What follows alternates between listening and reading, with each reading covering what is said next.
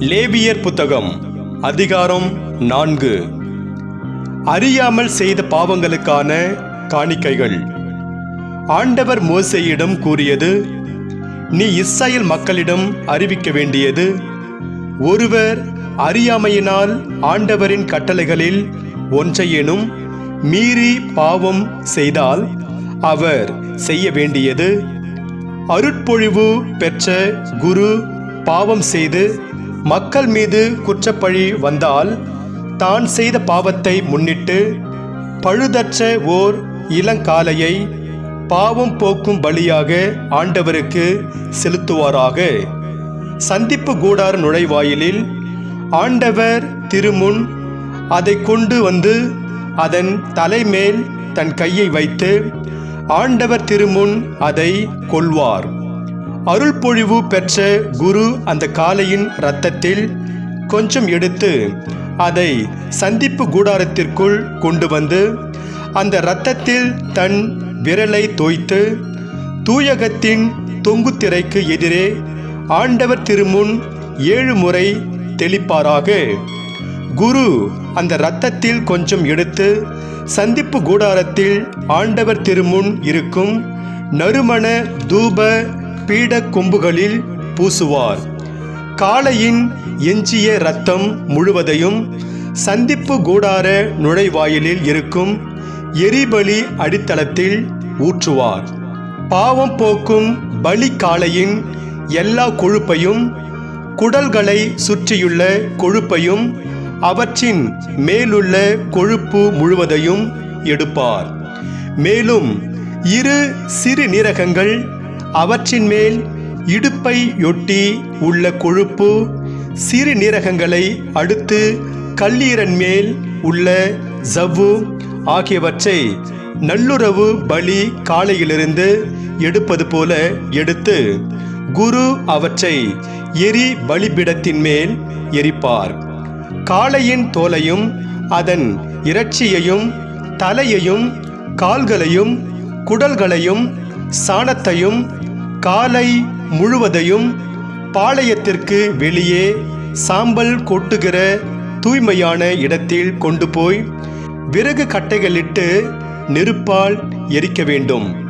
சாம்பல் கொட்டும் இடத்தில் அனைத்தையும் சுட்டெரிக்க வேண்டும். இஸ்ரவேல் மக்கள் கூட்டமைப்பு முழுவதும் அறியாமையினால் தவறிழைத்த அது அவர்கள் கண்களுக்கு மறைவாய் இருந்தாலும், ஆண்டவரின் கட்டளைகளை மீறி தகாதன செய்து குற்றத்திற்கு உள்ளானால், அவர்கள் செய்தது பாவம் என தெரிய வரும்போது ஓர் இளங்காளையை சபையார் சந்திப்பு கூடாரத்திற்கு முன்பாக பாவம் போக்கும் பலியாக கொண்டு வர வேண்டும். மக்கள் கூட்டமைப்பின் பெரியோர் அனைவரும் ஆண்டவர் திருமுன் தம் கைகளை காளையின் தலைமேல் வைப்பார்கள். ஆண்டவர் திருமுன் அந்த காளை கொல்லப்படும். அருள்பொழிவு பெற்ற குரு அதன் இரத்தத்தில் கொஞ்சம் எடுத்து சந்திப்பு கூடாரத்திற்குள் கொண்டு வருவார். குரு அந்த இரத்தத்தில் தம் விரலை தோய்த்து ஆண்டவர் திருமுன் தொங்கு திரைக்கு முன்பாக தெளிப்பார். சந்திப்பு கூடாரத்தில் ஆண்டவர் திருமுன் இருக்கும் பலிபீட கொம்புகளின் மேல் அந்த இரத்தத்தில் கொஞ்சம் பூசி, எஞ்சிய இரத்தத்தை எல்லா சந்திப்பு கூடார நுழைவாயிலில் இருக்கும் எரிபலி பீடத்தின் அடித்தளத்தில் ஊற்றிவிடுவார். காளையின் கொழுப்பு முழுவதையும் எடுத்து பலிபீடத்தின் எரிப்பார். பாவம் போக்கும் பலி காளைக்கு செய்தது போல இந்த காளைக்கும் செய்து குரு அவர்களுக்கு பாவ கழுவாய் நிறைவேற்றுவார். அப்பொழுது அவர்கள் மன்னிப்பு பெறுவர். முன்னைய காளையை எடுத்தது போல இதையும் பாளையத்திற்கு வெளியே கொண்டு போய் சுட்டெரிப்பாராக. இது சபையாருக்கான பாவம் போக்கும் பலி.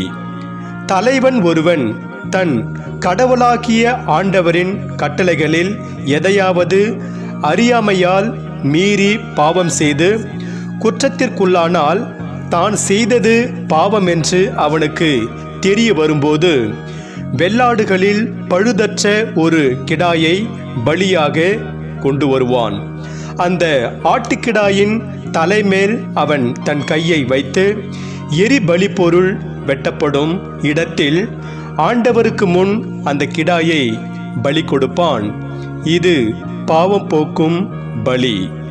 குரு பாவம் போக்கும் பலி இரத்தத்தில் சிறிது தம் விரலால் எடுத்து எரிபலிப்பீட கொம்புகளில் பூசி எஞ்சிய இரத்தத்தை அப்பீடத்தின் அடித்தளத்தில் ஊற்றிவிடுவார். அதன் கொழுப்பு முழுவதையும் நல்லுறவு பலியின் கொழுப்புக்கு செய்தது போல பலிப்பீடத்தின் மேல் எரித்து விடுவார். குரு அவனுக்கான பாவக்கழுவாய் நிறைவேற்றுவார். அவன் மன்னிப்பு பெறுவான். பொது மக்களில் ஒருவர் ஆண்டவரின் கட்டளைகளில் எதையாவது அறியாமையால் மீறி பாவம் செய்து குற்றத்திற்குள்ளானால் தாம் செய்தது பாவம் என்று அவருக்கு தெரிய வரும்போது அவர் செய்த பாவத்தை முன்னிட்டு பழுதற்ற ஒரு வெள்ளாட்டு பெண் குட்டியை பலியாக கொண்டு வருவார். பாவம் போக்கும் பலியின் தலைமேல் தம் கையை வைத்து எரி பலியிடும் இடத்தில் அந்த பாவம் போக்கும் பலியாட்டை அடிப்பார். குரு அதன் இரத்தத்தில் சிறிது தம் விரலால் எடுத்து எரிபலிப்பீட கொம்புகளில் பூசி எஞ்சிய இரத்தத்தை அப்பீடத்தின் அடித்தளத்தில் ஊற்றிவிடுவார். அதன் கொழுப்பு முழுவதையும் நல்லுறவு பலியிலுள்ள கொழுப்பை போல எடுத்து பலிப்பீடத்தின் மேல் ஆண்டவர் விரும்பும் நறுமணமாக குரு எரித்து பாவக்கழுவாய் நிறைவேற்றுவார். அந்த மனிதரும் மன்னிப்பு பெறுவார். பாவக்கழுவாய் பலியாக அவர் ஒரு ஆட்டுக்குட்டியை கொண்டு வந்தால் அது பழுதற்ற பெண் ஆட்டுக்குட்டியாக இருக்க வேண்டும். அந்த பாவம் போக்கும் பலி பொருளின் தலை மீது தம் கையை வைத்து எரிபலியை அடிக்க வேண்டும்.